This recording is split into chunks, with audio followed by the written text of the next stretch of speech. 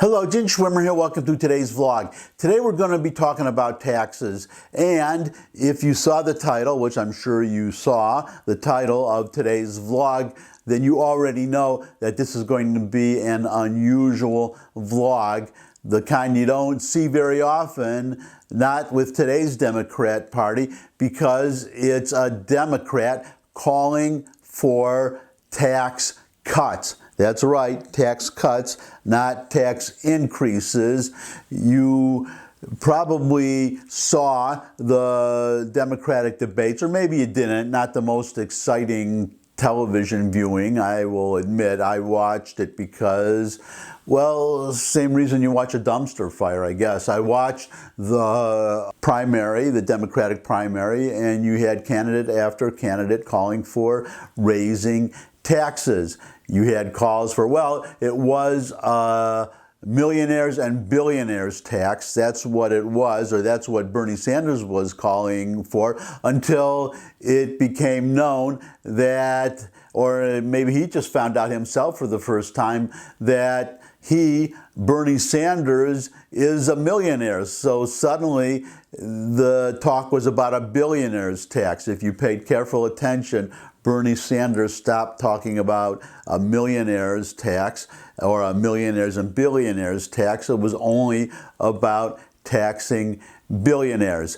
If you've been listening to Joe Biden, again, like watching the primaries or watching Biden in the primaries, a real chore, and it's getting even harder and harder because Joe Biden, it's obvious that his mental condition is deteriorating.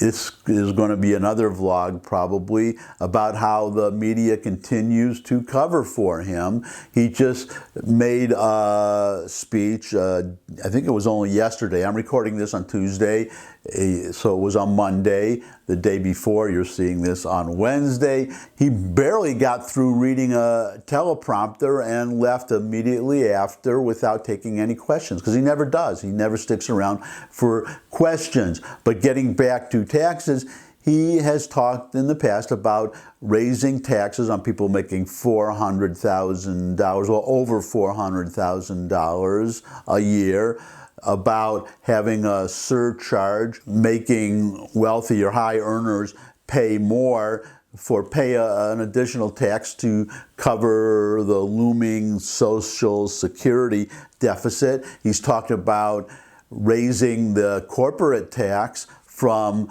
the current 21% to 28%, over and over and over. Raise taxes, raise taxes, raise taxes. So that shows you where most Democrats are, but there is an exception. That's what I want to get to today. There is, let me just mention, just briefly, I used to be a Democrat. I left the Democratic Party in 1980, and it was over taxes, or that was a large part of it. Not the only reason, but that was a big reason. It was for not understanding taxes, and I'm going to come back to that because there's somebody else who left the Democratic Party over taxes and perhaps other issues. I'll get to that in a moment. But first, I talked enough about this Democrat, this unusual Democrat calling for tax cuts. Here it is on video, 2 minutes. I think it's about 2 minutes, but worth watching, so watch. The worst deficit comes from a recession. And if we can take the proper action in the proper time, this can be the most important step we could take to prevent another recession. That is the right kind of a tax cut, both for your family budget and the national budget, resulting from a permanent basic reform and reduction in our rate structure, a creative tax cut, creating more jobs and income, and eventually more revenue. And the right time for that kind of bill, it now appears, in the absence of an economic crisis today, and if the job is to be done in a responsible way, is January 1963. Such a bill will be presented to the Congress for action next year. It will include an across-the-board, top-to-bottom cut in both corporate and personal income taxes. It will include long-needed tax reforms that logic and equity demands. And it will date that cut in taxes to take effect as of the start of next year, January 1963. The billions of dollars this bill will place in the hands of the consumer and our businessmen will have both immediate and permanent benefits to our economy. Every dollar released from taxation that is spent or invested will help create a new job and a new salary. And these new jobs and new salaries can create other jobs and other salaries, and more customers and more growth for an expanding American economy. Instead of being permanently saddled with excess planned capacity and the budgetary deficit that is created by this means, our goal must be fuller capacity and full employment and the budgetary surpluses that that kind of employment and capacity can produce. Welcome back, and as you can see, I pulled a switcheroo on you. It's not a Democrat who's around today, unfortunately, and I could also just mention this as an aside because I was alive when JFK was assassinated, and when I hear Democrats talking about killing Donald Trump or assassinating any president, even now I have to fight back tears a little bit. If you actually live through the actual assassination of a president of the United States, it's like the whole country was assassinated, was assaulted. You really have no idea what you're talking about. You have no idea what you're talking about. But getting back to Kennedy, I talked about another Republican who was a Democrat and then left the Democratic Party. That's Ronald Reagan. Ronald Reagan left the Democratic Party after Kennedy. Kennedy was the last Democrat that he voted for because the Democrats were different in those days. At that time, he was a Democrat because, as you just heard Kennedy say, Kennedy got it. He understood how high taxes inhibit growth and how low taxes encourage growth. He really got it. And it's unfortunate that the Democrats no longer realize that, because if you're going to do all these things to help the poor and have all these social programs, then you have to get the money from somewhere. That's where you get it. You don't get it by just raising taxes. Kennedy got it. And I just want to give you another excerpt from Kennedy talking further about this, being interviewed by Huntley and Brinkley. If you missed David Brinkley and Chet Huntley, the Huntley-Brinkley report, this was a long time ago. What this is when, well, even then there was some bias in journalism, but that's when you had real journalists, real anchormen. That was, well, if you never saw it, maybe you can pull up, maybe there's an old Huntley-Brinkley report on YouTube. I'm sure there is somewhere. But here they are interviewing Kennedy about his call for tax cuts again. Just listen to the questions, listen to what Kennedy says. We have a good chance, if we get the tax cut, to have a good 2 or 3 years and possibly longer of prosperity. We have a good chance to make a dent in this unemployment, which has been with us for the last 5 years. I think we have to move ahead in the same way, for example, that the British. It's rather interesting that the British government, which has a conservative party, put its tax cut in effect in 1 month. A larger tax cut that we've been talking about for a year, they put into effect in 1 month. And the fact is the British economy is now booming, and its unemployment has been cut. I think we can do the same. Is it becoming apparent that the idea of deficits cannot, we're not recording them, cannot be sold to the American people? I think it's damn difficult. I think we just have to... You think it's impossible to sell it to them? Well, God, we've been trying. When I just think of that British experience, of course, it's fantastic what they were able to do. Without, I mean, there were objections to them for not doing enough. Mr. President, Harry Truman was out for his walk this morning, and he said he did not think we should have a tax cut until we get the budget balanced. And the other day, Senator Humphrey was saying in the Senate that what the American people think is true is very often more important than what actually is true. In view of all that, what do you think about cutting taxes while the budget is still in deficit? The reason the government's in deficit is because you've got more than 4 million people unemployed. And because for the last 5 years, you've had rather a sluggish growth, much slower than any other Western country. I'm in favor of a tax cut because I'm concerned that if we don't get the tax cut, that we're going to have an increase in unemployment and that we may move into a period of economic downturn. We had a recession in '58, recession in 1960. We've done pretty well since then, but we still have over 4 million unemployed. And I think this tax cut can give the stimulus to our economy over the next 2 or 3 years. I think it will provide for greater national wealth. I think it will reduce unemployment. I think it will strengthen our gold position. So I think that the proposal we've made is responsible and in the best interest of the country. Economic response to Britain's tax cut seemed to be almost immediate. Would it be as immediate in this country, do you think? I think it would be.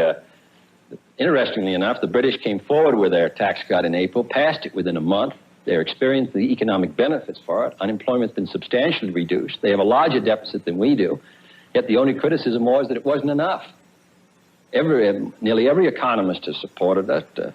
I think that it's in the best economic interest of the country, unless this country just wants to drag along, have 5 or 6 million people unemployed, have profits reduced, have economic prospects, have our budget unbalanced by a much larger proportion. The largest unbalanced budget in the history of this country was in 1958 because of the recession, $12.5 billion. The fact of the matter is, of course, government expenditures do go up in every administration, but the country wealth goes up.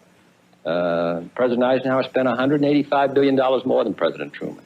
But the country was much wealthier. It's much wealthier now than it was in the last year of President Eisenhower's administration.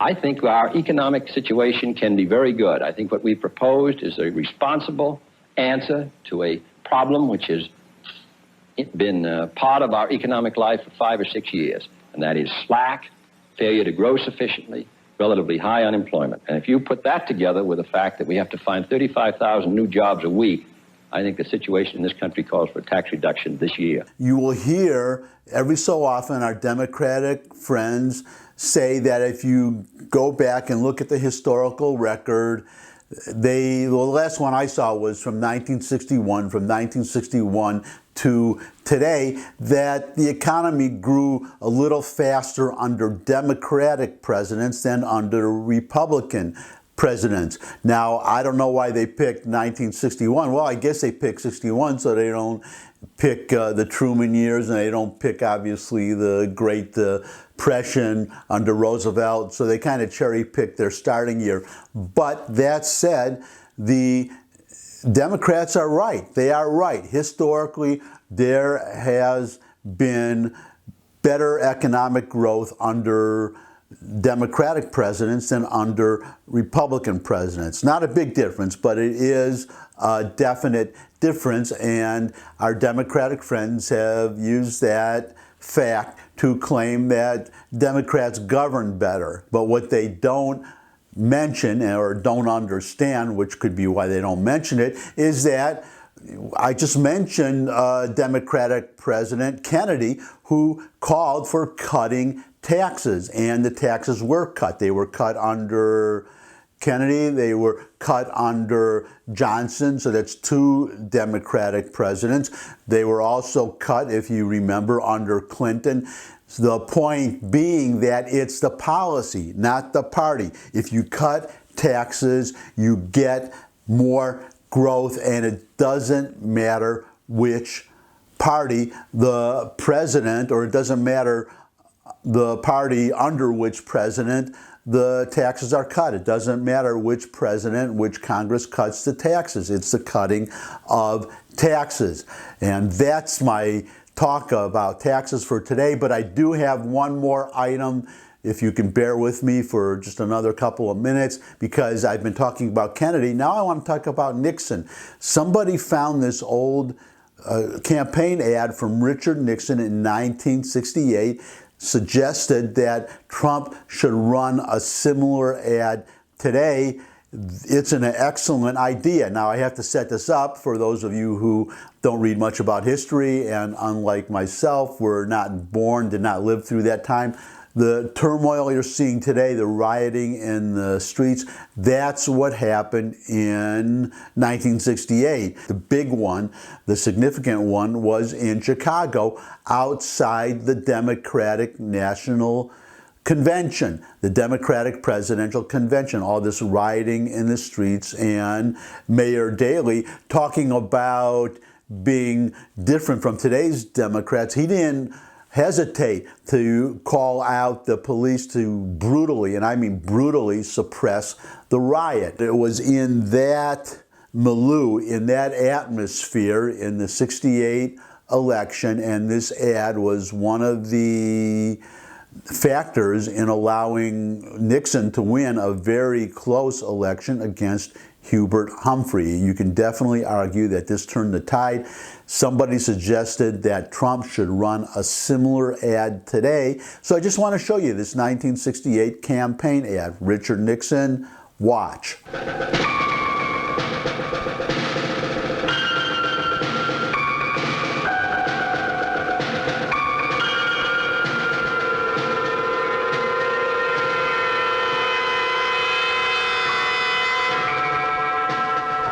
It is time for an honest look at the problem of order in the United States.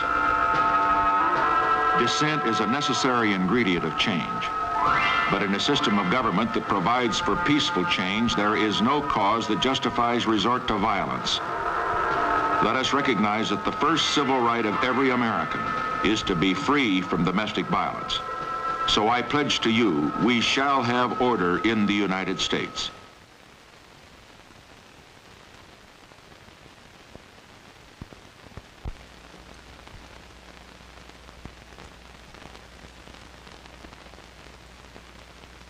If there's one thing that we and our Democratic friends could probably agree on, that ad would be, well, we know it was very effective in 1968, but we could agree that it would be very effective for Donald Trump if it were run this year in 2020. I assume the Democrats would be very happy for the Trump campaign not to run an ad like that.